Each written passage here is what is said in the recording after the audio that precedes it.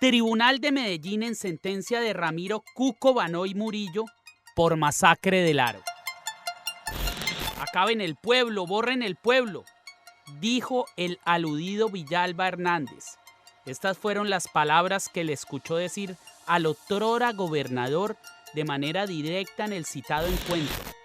Adicionalmente, indicó que posterior a la incursión armada, concretamente en una reunión con los paramilitares a principios de noviembre de 1997, el aludido Uribe Vélez, en compañía de otros jefes paramilitares, felicitó directamente a los perpetuadores por los resultados obtenidos en la luctuosa acción. Tribunal de Justicia y Paz de Medellín por masacres del Aro y La Granja.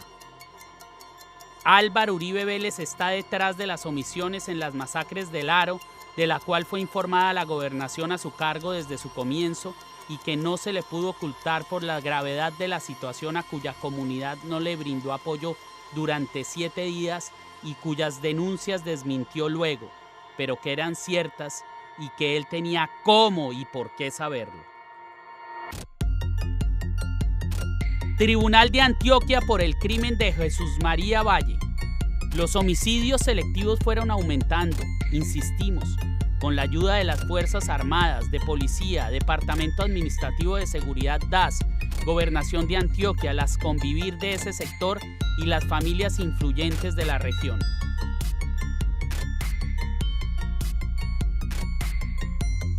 Sala de Justicia y Paz, Tribunal Superior de Medellín. Se ordenará expedir copias para investigarlo por promover, auspiciar y apoyar grupos paramilitares y a las convivir asociadas o vinculadas con ellos y o concretarse con estos, no solo como gobernador de Antioquia, sino después de su gobernación y en su condición de presidente de la República. Sentencia Sala de Justicia y Paz, Tribunal Superior de Medellín. Los grupos paramilitares fueron frutos de una política de Estado. El nombre del expresidente Álvaro Uribe Vélez aparece vinculado en este texto en muchos pasajes y eventos relacionados con el origen y la expansión de los grupos paramilitares y los graves hechos cometidos por estos. La justicia secreta de los jueces policías secretos, de los jueces sin rostro policías, de los testigos comprados y pagados, esa no es justicia y esa no me merece el más mínimo respeto. Porque es una justicia urdida por sectores del ejército, ¿no?, ultraderechistas, anticomunistas a morir, y naturalmente que en esa justicia yo no creo. Más que un político, Manuel Cepeda Vargas era un soñador con ganas de transformar el mundo en algo mejor. Era un académico que creía en la fuerza de sus ideas, a las que no paró nunca de sacarles brillo.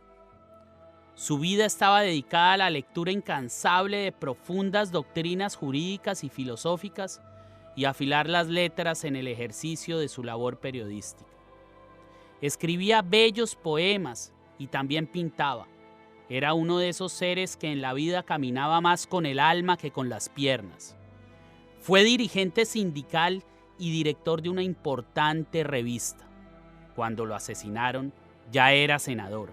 Acababa de salir afanado de su casa ubicada en un barrio obrero al sur de Bogotá. Esa mañana iba a votar en el Congreso un proyecto de ley que pretendía disciplinar al Estado colombiano en materia de derechos humanos. Ese era el papá de Iván Cepeda, actual senador colombiano.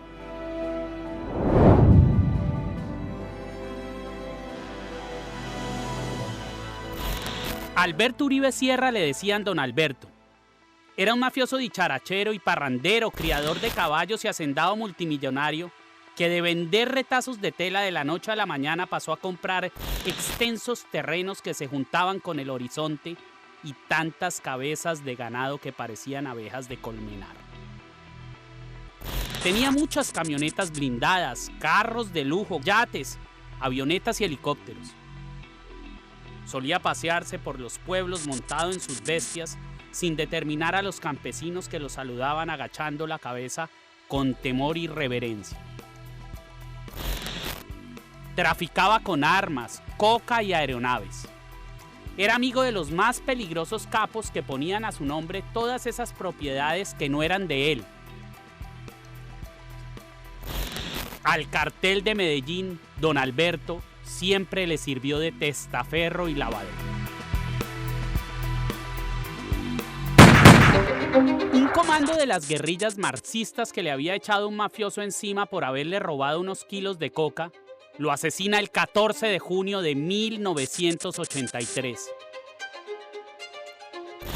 Muere avaliado al rato de haberse bajado de su helicóptero en aquel territorio en el que se destripaban y cocinaban vivas cientos de personas.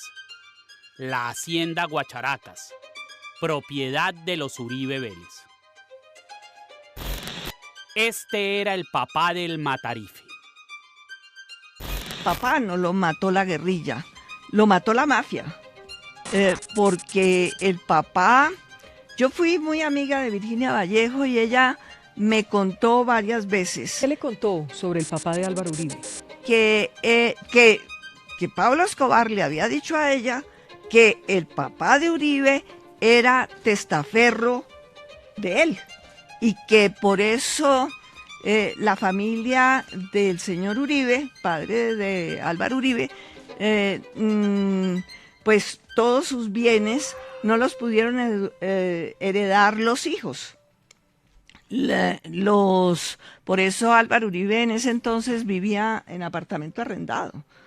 Y es el único caso en que un asesinato es el helicóptero de Pablo Escobar que va a recoger el cadáver, no por una casualidad. Es decir, Pablo Escobar le dijo a Virginia Vallejo, y Virginia no me desmentirá, lo fue a recoger porque era su testaferro, su colaborador, y se sintió obligado a recoger el cadáver. ¡Partido de la Esperanza! ¡Somos! El 9 de agosto de 1994, el carro del papá de Iván Cepeda fue alcanzado por una LUP de Platón que cargaba a los sicarios que de una ráfaga acabarían con su vida. Iván iba en un bus camino a la universidad cuando en la ruta vio el carro avaliado en el que su padre yacía sin vida.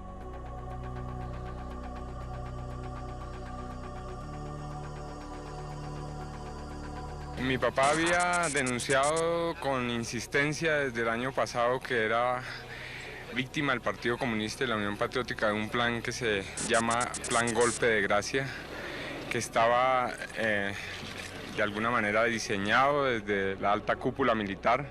Así lo denunció él y lo supo el presidente Gaviria, lo supo el ministro de Defensa, lo supo el fiscal general de la Nación.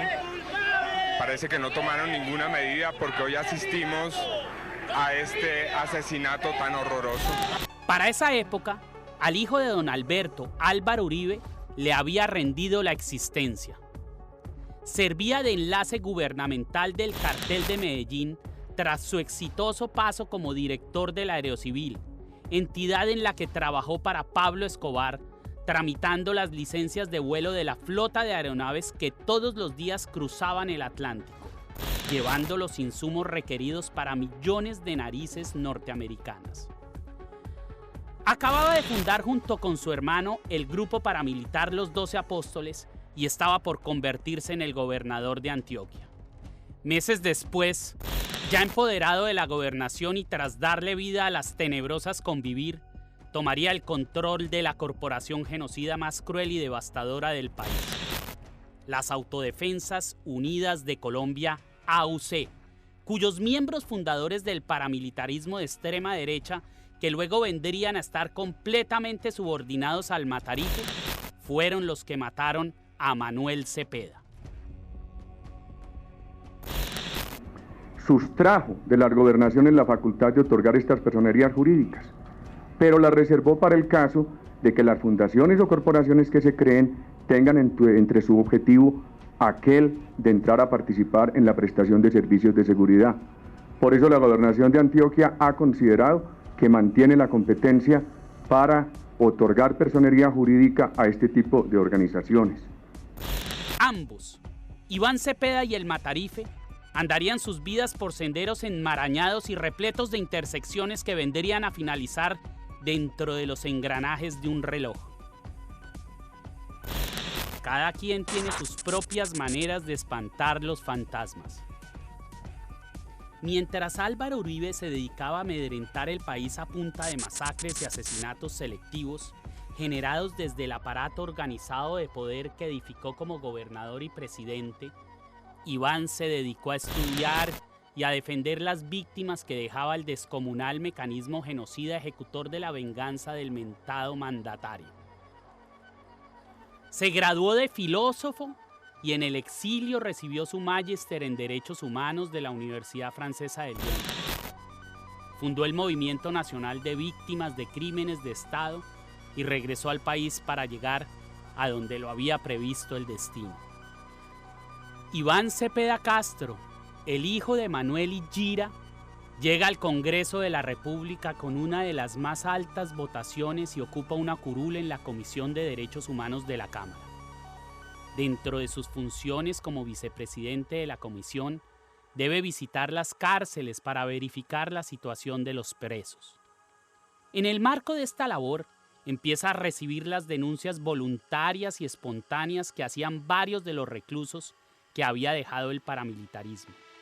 Estos pronunciamientos exponían las relaciones directas existentes entre el expresidente Álvaro Uribe Vélez, el paramilitarismo y la masacradera estatal que en Colombia aún no se detiene. Estos testimonios son incorporados por Iván Cepeda a un par de debates públicos en el Congreso en los que enfrenta al Matarife y lo desnuda como jefe supremo del narcoparamilitarismo en Colombia. Uribe reacciona diciendo que Cepeda estuvo de cárcel en cárcel buscando y comprando testigos en su contra y para fundamentar esta falsedad aporta algunos contratestimonios mentirosos en cartas a mano, escritas por terceros y firmadas por algunos de los testigos entrevistados por Cepeda, que a su vez acusaban al joven congresista de haberlos sobornado con falsas promesas para que declararan mentiras en contra del expresidente. La Corte inició una investigación en contra de Cepeda por estos hechos. Evaluó los testimonios, juntó pruebas, videos e interceptaciones telefónicas. Recibió nuevas declaraciones y concluyó que Iván siempre había dicho la verdad. Que los testigos en contra de Uribe, cuando declararon ante Cepeda acusando al Matarife de mafioso y paraco, no mintieron. Y que Lampón había sido ese expresidente que expectoraba coca y sangre cada vez que tosía. Fue él quien corrompió, amenazó y manipuló a todos esos testigos que firmaron cartas atentando en contra de la integridad del defensor de derechos humanos. Aquel resultó ser el único crimen que le ha generado algo de estrés a este asesino serial que no para de matar. El cartel de falsos testigos, la dependencia de su empresa criminal que montó para callar los gritos de los millares de muertos que en Colombia, a lo largo de 30 años, han quedado enterrados en fosas comunes, pálidos y gélidos ante los forenses de medicina legal, recogidos en trozos después de las torturas y transportados como si salieran de un matadero tras las masacres. El Matarife le habla al país de frente y sin ambajes. Para él, los miles de cadáveres que dejó su paso por la gobernación y la presidencia han sido buenos muertos que han de pagar el precio por el asesinato de ese padre mafioso al que ultimó la guerrilla por encargo del capo Rodríguez Gacha.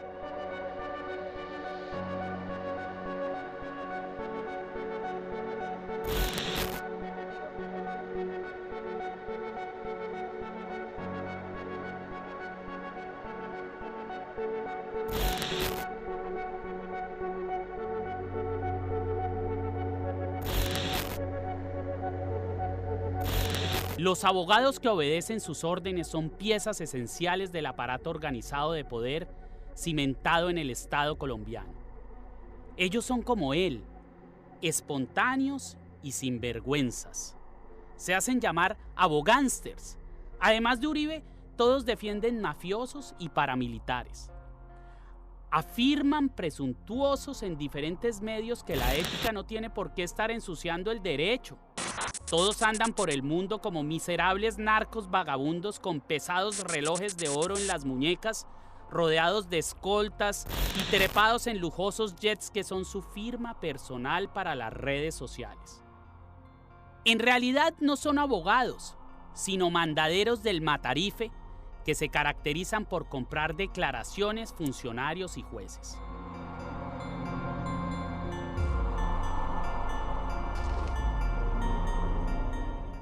Uno de ellos actualmente es investigado por lavado de activos en los Estados Unidos y otro fue acusado de violar a su propia hija.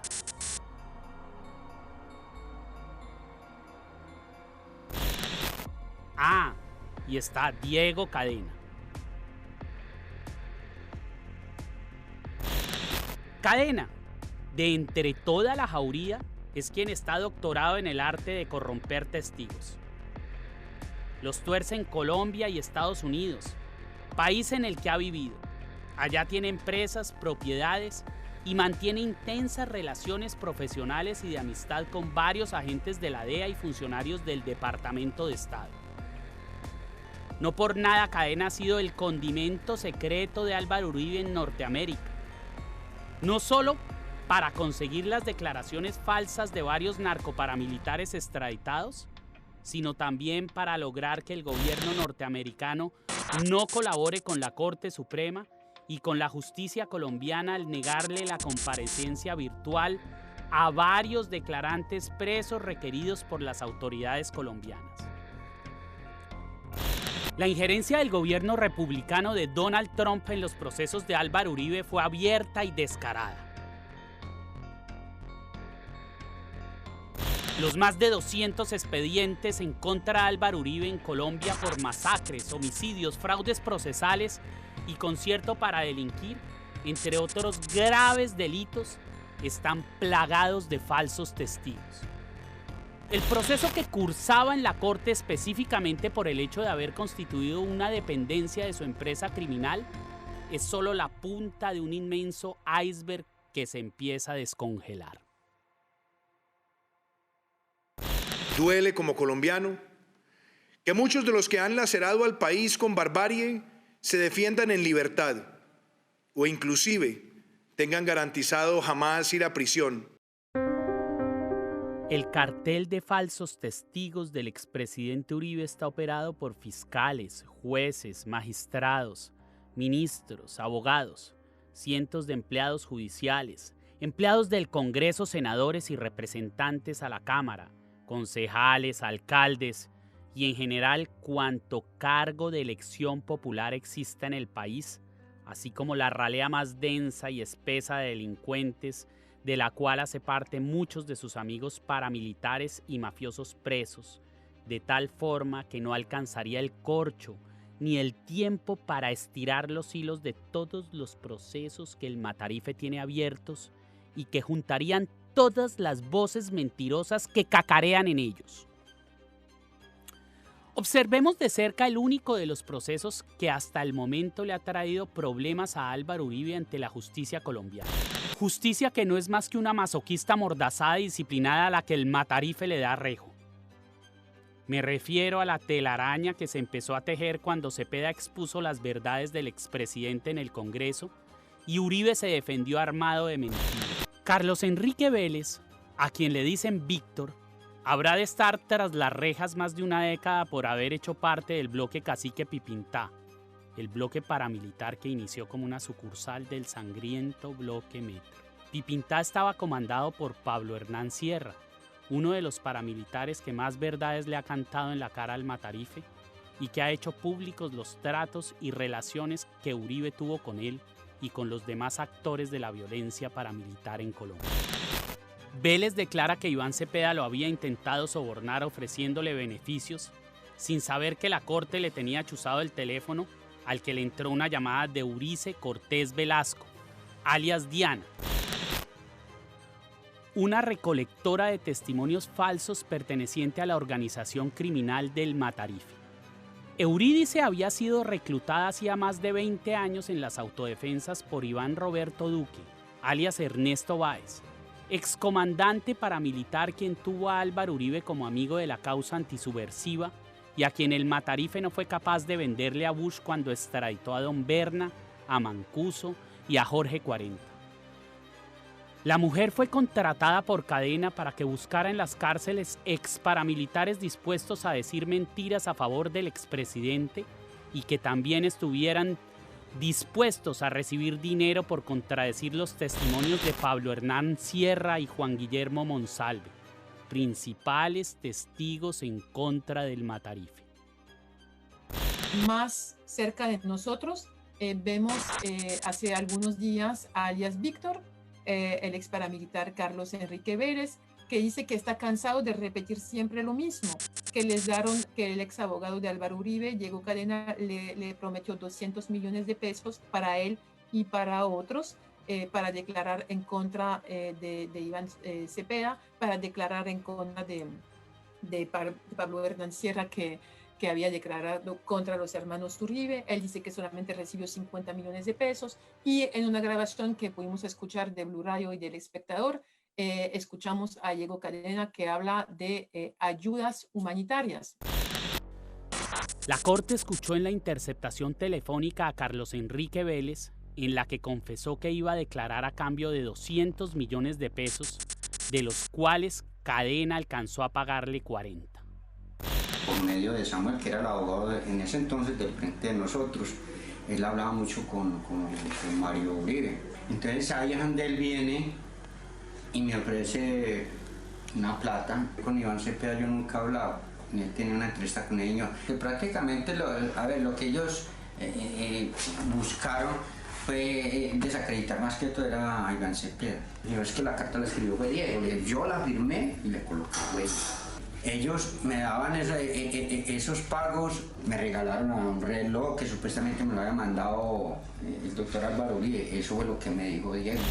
Confrontando este falso testigo, aceptó que Cadena le había pagado por hundir a Cepeda.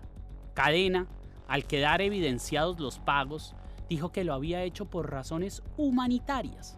Posteriormente, aseguró que Vélez lo estaba extorsionando, pero que no lo denunció porque le tenía miedo. Carlos Enrique Vélez y alias Diana fueron las voces cantantes de un coro de testigos comprados en contra de Cepeda que fueron a parar a la corte.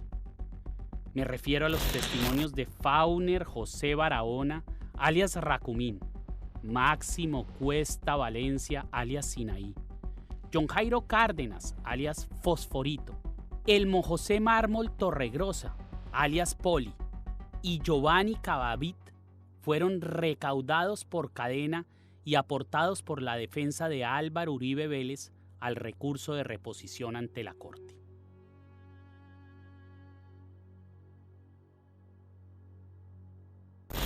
En la recolección de varias de estas declaraciones falaces participó un antiguo asistente del Matarife, Fabián Arturo Rojas Puerta, quien bajo juramento declaró que se reunió con Cadena, el director de la cárcel de Cómbita y su asistente Ángela López para cuadrar el ilícito del que terminaron saliendo algunas de las cartas allegadas a la corte, que, según él, fueron escritas por Cadena y López y firmadas por los reclusos.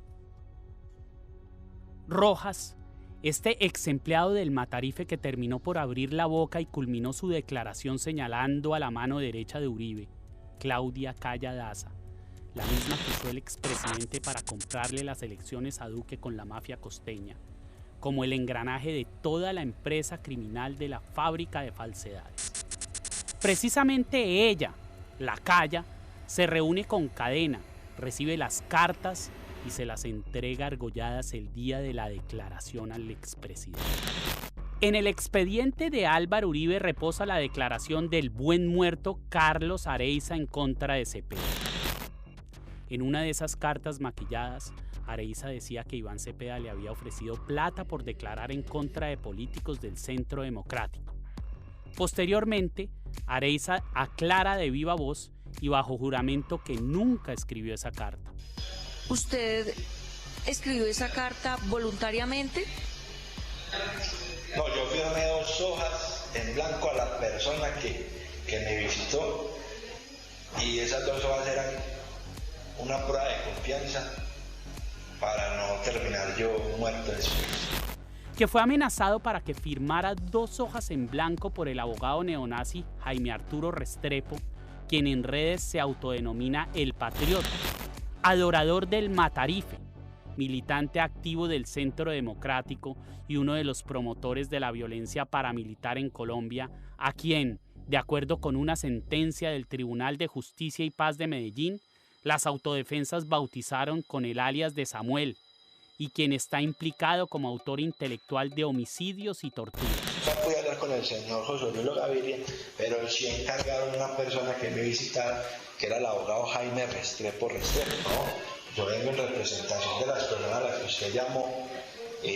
Ya, si usted nos quiere dar una muestra de confianza, fírmeme las hojas y listo, y ya, yo miro a ver qué hago con eso. El Patriota llegó a la cárcel por órdenes de José Obdulio Gaviria, primo de Pablo Escobar y escudero ancestral del Matarife, a quien acompañó en el Senado.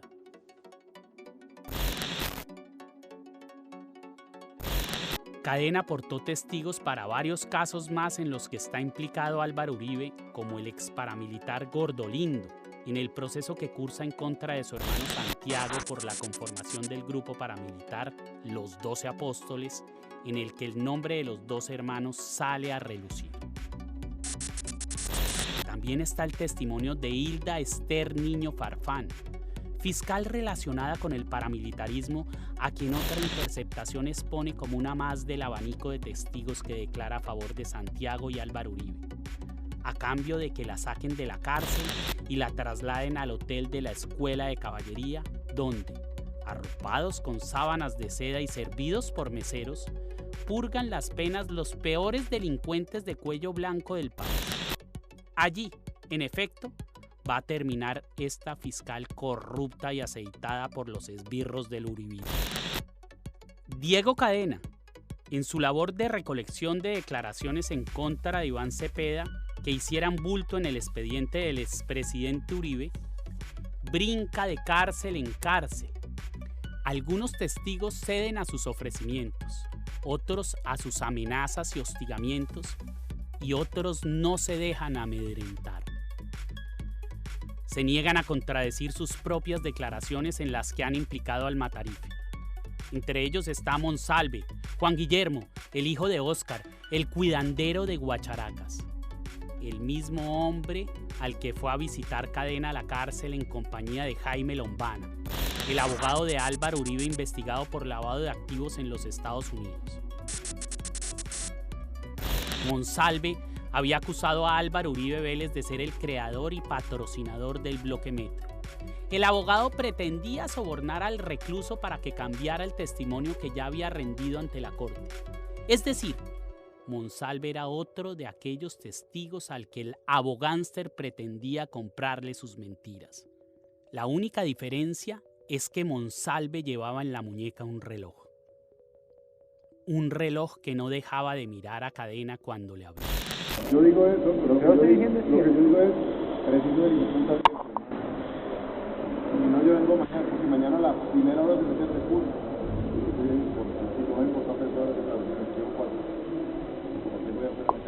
Yo me enteré por un abogado, por uno de los abogados de Operación Jaque, me enteré que un cliente de él tenía una filmación que había hecho con un reloj y me contó lo que había filmado, me entregó la documentación de eso y yo lo publiqué. Y publiqué incluso después los intentos de la persecución y los intentos de asesinar a la esposa de Monsalve. Y a partir de eso, yo nunca, bueno, eso sí fue también otra vez escandaloso y amenazas, en fin. Ahí fue Uribe con cadena, con este tipo Lombana, Jaime Lombana, el abogado de Uribe, Jaime Lombana, tratando de torcer criminalmente, como a los criminales que son, a este tipo, y no lograron torcerlo. Después, cuando la Corte Suprema de Justicia le dictó autodetención a Uribe, ese auto tiene más de 500 páginas. Y mi título de periodista y mi único premio de periodismo en 45 años de ejercicio de la profesión es ese auto. Ahí en casi 60 veces la Corte, derivado de las grabaciones que le hizo a todos estos criminales, a los teléfonos, demostró lo valiosísimo que fue mi trabajo y el terror en que esta banda criminal andaba a raíz de lo que yo publiqué.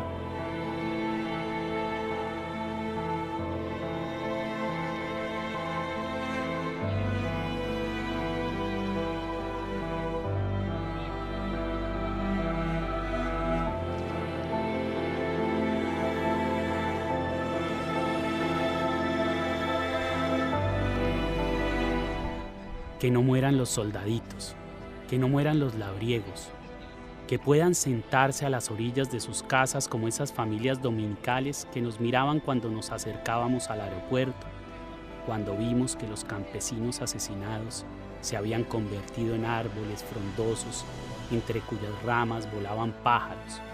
Se oía subir el calor eterno de la tierra y para defenderse de la noche sonaba una canción de amor entre el verdor valiente y alegre de las bananeras. Manuel Cepeda.